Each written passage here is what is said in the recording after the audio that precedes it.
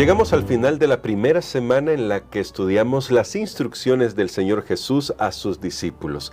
La próxima semana vamos a continuar con este tema, pero ya hoy hemos aprendido muchísimo sobre qué espera el Señor Jesús de nosotros y qué quiere hacer en nuestra vida.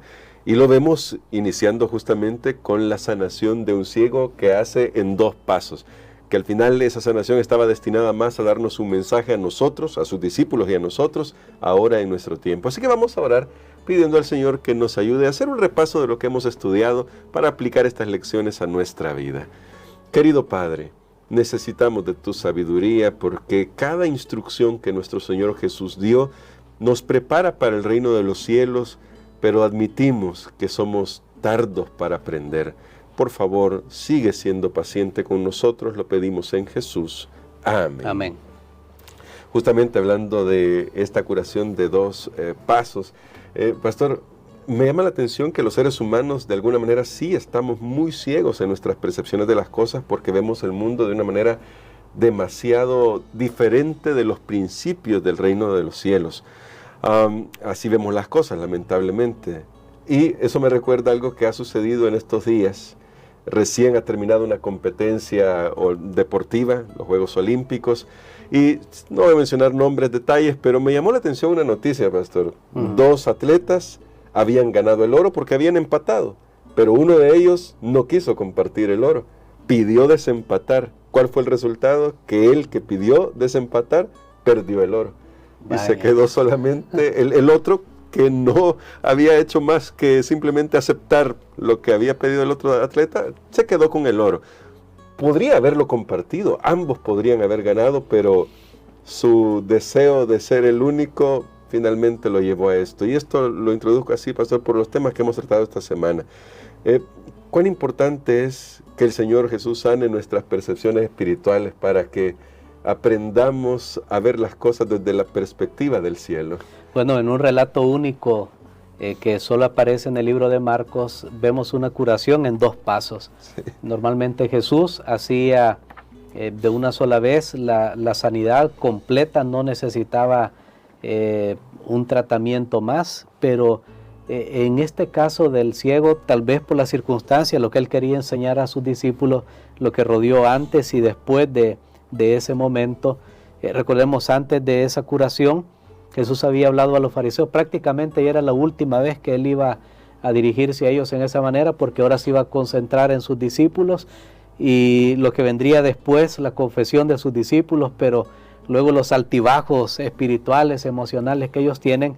Jesús sana a un hombre de la vista, pero lo hace en 2 momentos. Primero, el hombre recupera la vista, pero no totalmente, sino solo parcial, porque cuando se le pregunta qué ve, él dice, veo a los hombres como árboles que caminan, o sea, veía borroso, no estaba viendo bien. Jesús viene y nuevamente él hace su toque sanador y el hombre ahora puede ver 20/20, visión total, completa. Ahora, no era porque Jesús no podía hacerlo de una sola vez, porque aún una persona hoy en la actualidad que tenga un problema de visión, jamás yo lo voy a sanar por tocarle los ojos. Se necesita definitivamente un milagro, mucho más de alguien que no puede ver para nada. Pero aquí la lección es espiritual y es que, bueno, por un lado vemos nuestra condición, que a veces no comprendemos las cosas completamente como deberíamos hacerlo, porque no le permitimos a Dios, porque ese es el punto, no le permitimos a Dios. Por otro lado, lo que vemos aquí es también la paciencia que Jesús tiene, que Él está dispuesto a ir en esas etapas de nuestras vidas donde todavía no vemos claramente. ¿Cuántos de nosotros no hemos pensado, bueno, si yo hace 10 años hubiera sabido esto, ¿verdad? Sí. Yo hubiera actuado de una manera diferente. Así nos pasa, pero Jesús está dispuesto a ir con nosotros paso a paso. Pero aquí hay un mensaje que creo que es muy importante. No nos quedemos solo con el primer acto de sanidad. No nos quedemos solo con el primer toque, o sea, no nos conformemos. Bueno, ya estoy avanzando, ya avancé un poquito y me quedo hasta aquí, ¿verdad? Ya soy cristiano, ya estoy caminando con Dios y he hecho unos avances, pero pero ya no voy a seguir avanzando más. No, esta lección y especialmente esta historia a mí me motivan para saber que no tengo que conformarme, que si ya progresé, ahora tengo que seguir adelante. De hecho, sabe que en la vida cristiana, y esto es algo muy importante, no se trata de alcanzar ahorita la perfección absoluta, porque nadie la ha alcanzado. Y si hay alguien que la ha alcanzado, puede mostrármelo. Pero la vida cristiana no se trata de alcanzar ahorita la perfección absoluta, sino que se trata de progreso. Ese es el punto. Tú estás avanzando. Hoy tienes que ser mejor que ayer. Y mañana mejor que hoy. Hay unos pensamientos que hablan acerca de eso. Y yo lo estoy parafraseando. Entonces, el asunto, el tema no es perfección, sino progreso. Okay. ¿Cómo veías antes? Bueno, veía así. ¿Ahora cómo? Ahora estoy mejor. Ahora sí. Por supuesto, solo hasta que Cristo venga es que nosotros podremos gozar de una visión totalmente y 100% ya renovada. Pero era importante, creo, destacar este punto porque otra vez el mensaje, quiero reforzarlo, no nos conformemos. Si has hecho avance en la vida cristiana, sigue avanzando, cambia, piensa. A veces nos quedamos ahí con nuestras ideas de antes, de siempre. Por favor, Dios es un Dios que es el único que tiene la verdad absoluta y no necesita ya cambiar. Por eso Él es el mismo ayer, hoy y por los siglos. Pero para nosotros la verdad va adquiriendo siempre nuevos matices y dimensiones sin cambiar, porque lo que es verdad y es fundamento no cambia, los principios no cambian, pero todavía tenemos mucho que aprender. Pero en este progreso, porque me gusta mucho esa palabra, pastor, ¿cómo entra en juego lo que el Señor Jesús tuvo que enseñar a los discípulos sobre el costo del discipulado? Porque al principio sí hacen la declaración de tú eres el Cristo, pero luego cuando el Señor Jesús tiene que enseñarles cuánto cuesta realmente el discipulado y cómo Él mismo va a experimentar esto, parece que ellos dicen, eso ya no me gustó mucho. Recuerden que los discípulos siguieron a Jesús por su amor, por su carisma, por el espíritu que lo acompañaba, pero después ellos fueron creciendo en su comprensión hasta llegar al punto de saber que Él era el Mesías. Pero la palabra Mesías en aquel tiempo estaba contaminada con ideas de un mesianismo victorioso, de un mesianismo revolucionario, libertador de la opresión de Roma, un Mesías que iba a dar al pueblo todo lo que necesitaban, así como Moisés en el desierto había dado maná, pues ahora el Mesías iba a dar todas las provisiones que el pueblo necesitaba. Entonces, de alguna manera, aunque ellos comprenden que Jesús es el Mesías, pero está la idea de Mesías como la han enseñado los judíos, y eso es bien difícil, ¿sabes? Todos tenemos de alguna manera algún tipo de tradición, voy a decir, de pensamientos que ya vienen por la cultura que hemos crecido, los maestros que nos han enseñado, todo eso influye. Uno tiene que ver, bueno, ¿de dónde vienen estas creencias que yo tengo? Y se va a dar cuenta de muchas cosas interesantes.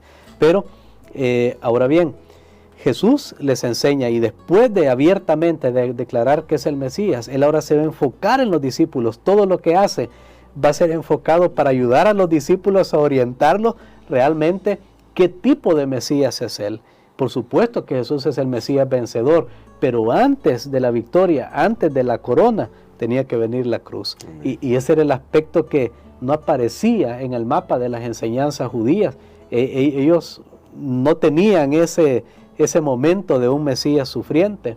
Pero, ahora bien, en ese progreso donde ellos van aprendiendo, Jesús les muestra algunas cosas bien interesantes, incluso les pone prueba. El hecho de haber llevado 3 de sus discípulos allá al monte de la transfiguración, era para que, conociendo lo que había, la efervescencia que había en sus corazones, era para que los que se quedaron abajo se probaran, y tanto como los que estaban arriba, porque los que fueron al monte, nos escogió a nosotros, ya vamos por buen camino, el jefe tiene buenos planes para nosotros, pero los que se quedaron abajo, ¿cómo se quedaron? Se quedaron gruñendo, se quedaron molestos y pensando, bueno, ¿y por qué Jesús escoge a esto y no me escogió a mí? Y entonces de una y de otra manera Jesús les va enseñando y les dice en palabras muy claras, miren, es que ustedes quieren seguirme, tiene que ver con la cruz.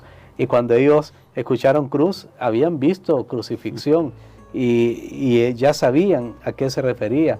Era realmente un precio muy alto el que había de pagar para ser un seguidor de Jesús. Y bueno, quizás esto es lo que todavía ellos necesitaban, ese otro toque para lograr descubrir en su percepción, porque descubrimos en la semana, seguían con esta pregunta: ¿quién va a ser el más grande en el reino de los cielos? Después de Jesús, claro.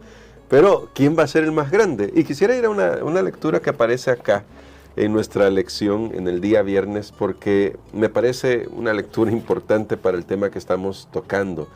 Dice: el deseo de todas las gentes, que usted puede adquirir también, porque aquí tenemos una muestra del libro. Usted puede acercarse a una librería Yadpa o una librería adventista donde usted reside. Antes de la honra viene la humildad. Para ocupar un lugar elevado ante los hombres, el cielo elige al obrero que, como Juan el Bautista, toma un lugar humilde delante de Dios. El discípulo que más se asemeja a un niño es el más eficiente en la labor para Dios. Los seres celestiales pueden cooperar con aquel que no trata de ensalzarse a sí mismo, sino de salvar las almas. Y luego en otra cita dice: todo lo que nos da ventaja sobre otros, sea la educación o el refinamiento, la nobleza de carácter, el entrenamiento cristiano o la experiencia religiosa, nos impone una deuda para con los menos favorecidos, y debemos servirlos en cuanto esté en nuestro poder. La cita continúa, pero me detengo aquí, pastor, porque cuán a menudo nos olvidamos que en realidad la razón por la que estamos aquí, somos cristianos, es para seguir las pisadas del Maestro y servir, no ser servidos. Bueno, creo que estas declaraciones son extraordinarias, porque el espíritu del cielo, tal como usted lo mencionaba muy claramente, es el servicio, es el obrar por los demás desinteresadamente, es servir a los demás, no servirme de los demás. Y definitivamente el espíritu de querer ensalzarse por encima de otros. ¿Para qué? Jesús lo había dicho en otra ocasión: mire, entre vosotros no será así. Ustedes saben que en el mundo los reyes, pues ahí los andan cargando, y en aquellos tiempos que no habían limusinas, que no habían autos, pues los andaban cargando ahí en el hombro. Hemos visto imágenes de eso. Pero entre ustedes no va a ser de esa manera. Aquí, al contrario, es para que ustedes sirvan. La humildad. Recordemos que el espíritu de ensalzamiento propio es el espíritu de Lucifer que tuvo en el cielo. De hecho, yo pienso que ahí se puede resumir todo el pecado, o el origen del pecado en este ser, cuando Pablo le dice incluso a Timoteo: mira, cuando busques un anciano para la iglesia, un obispo, no busques un neófito, un nuevo miembro, porque en la iglesia, porque él va a pensar: me están escogiendo a mí, ¿verdad? Porque entonces yo soy importante, yo sé mucho, mira, acabo de entrar y ya puedo más que los demás. Y entonces Pablo le añade y le dice: para que no caiga en la condenación del diablo, que fue el ensalzamiento. Eso es contrario al espíritu del cielo. Y alguien dice: no, pero es que yo tengo más talento, es que yo tengo... Bueno, si usted tiene más de todo eso, aquí está. Sí. ¿Para qué es? Es para servir, es para ayudar a los demás. El espíritu contrario al servicio, lo que tendrá es la paga del infierno. Es lo que Jesús había hablado, que es lo que estudiamos especialmente el día de ayer, y con eso concluye esta sección desde la discusión: ¿quién es el más grande? Y Jesús lo explica tomando a un niño. Luego Juan desvía el tema, y Jesús vuelve a encauzar nuevamente al tema, y hasta le dicen: mira, Señor, le prohibimos a alguien que hablara en tu nombre. Y más bien Jesús le da una bendición y dice: no, mira, esa persona tiene una bendición porque no está en contra mío. Y luego en la sección que estudiamos el día de ayer, todo eso lo que nos está diciendo definitivamente, hermano Gerson, es el cuidado que debemos tener en el reino de Dios, a fin de que el espíritu del mundo, de Satanás específicamente, no puede introducirse en nuestras vidas ni en la iglesia. Que al final nos hará perder también el oro, como la historia que les contaba al principio. Totalmente. Y ahora, pastor, esta sección justamente termina, lo que hemos estudiado esta semana, con un versículo que me gustaría que nos ayudara a comentar para terminar esta semana, y está en el verso 50 del capítulo 9. Buena es la sal, dice el Señor. Noten que seguimos con la idea del día de ayer y que ya nuestro pastor introducía hoy. Como al final del resumen dice, buena es la sal, mas si la sal se hace insípida, ¿con qué la sazonaréis? Tened sal entre vosotros mismos y tened paz los unos a nosotros. Palabras muy interesantes considerando la discusión que habían venido teniendo, pastor. Bueno, la sal y el fuego y sacrificio, nosotros tenemos que ir a la Biblia para encontrar una respuesta de esto, y definitivamente en el libro de Levítico, por ejemplo, encontramos todo esto, porque en el santuario ahí estaban todos estos elementos, fuego, sal. La sal se ponía a las ofrendas, había sacrificio, había fuego. ¿De qué está hablando aquí? Habíamos hablado ayer de un discipulado radical, de pureza radical. Aquí estamos hablando de un sacrificio radical. Jesús está diciendo, mire, ustedes están en el mundo para dar sabor. Aunque la sal también, por ejemplo, si cae en una herida, ¿qué pasa? Sí. Bueno, hay una reacción, ¿verdad?, de incomodidad, de dolor. Por eso es que dice, todos serán salados con fuego. A eso se refiere. Y todo sacrificio será salado con sal. O sea, está hablando del doble efecto que tiene la vida del creyente en este mundo. Hay personas que no les va a gustar que una persona vive en pureza y en santidad, pero usted tiene que vivir en pureza y en santidad. Sin embargo, hay otros que sí van a aceptar esa vida de servicio. Pero Jesús dice, buena es la sal, si la sal se hace insípida. ¿Cómo la sal se puede hacer insípida? Yo no sé si les ha pasado que tienen por ahí sal y uno puede tenerla por muchos días y aunque comienza a humedecerse, la sal siempre es sal. Pero lo que pasa es que en aquella época, no sé si ahora, pero en aquella época a veces le podían poner mezclaban la sal, le podían poner otro mineral como un tipo de yeso, hablando del mineral, y entonces eso cambiaba radicalmente el sabor de la sal y hacía que la sal no fuera comestible, no fuera comestible. Entonces Jesús está diciendo, mira, vive una vida de pureza, porque si no vives una vida de pureza, entonces no vas a poder dar sabor. Y es lo que hablábamos el día de ayer. Tienes que tomar decisiones radicales para no perder la esencia. Y luego dice, toda esta sección de grandeza la termina con esta frase, vivid en paz los unos con los otros. Dios nos llamó a paz. Dios nos llamó a la victoria, pero esa paz solo se va a lograr cuando nosotros no pensamos en nosotros mismos y nuestras necesidades, sino que pensamos en las demás personas. Creo que esa es la mejor manera de terminar esta sección esta semana. Ser sal, no permitir que nada del mundo nos permee y nos mezclemos con el mundo, y vivir en paz los unos con los otros.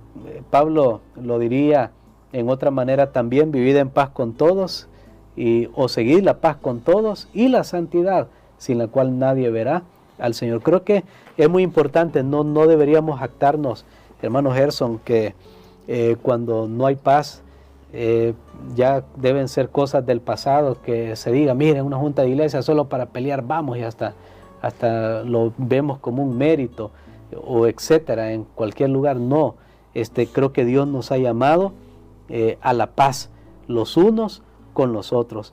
Noten, no solo que yo diga, ay, es que yo estoy en paz, no importa cómo está aquello. No, tenemos que hacer algo para ayudarnos entre todos, y de esa manera estar preparados para la venida de Cristo Jesús. Bueno, Pablo también nos dijo que tenemos el ministerio de la reconciliación.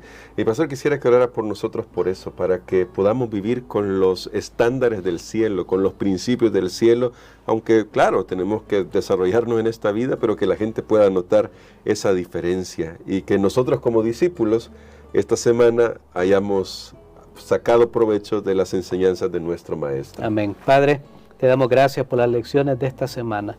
Qué gran responsabilidad tú has puesto sobre los creyentes y especialmente sobre los líderes de tu iglesia, para que nunca incitemos a uno de los pequeños a pecar contra ti. Ayúdanos, Señor, para ser ejemplo en pureza, en doctrina, en palabra, en vida, que podamos animar a otros a seguir la paz contigo. Bendice, Señor, a cada persona que ha participado de estudiar tu palabra. Lo pedimos en el nombre de Jesús. Amén. Amén.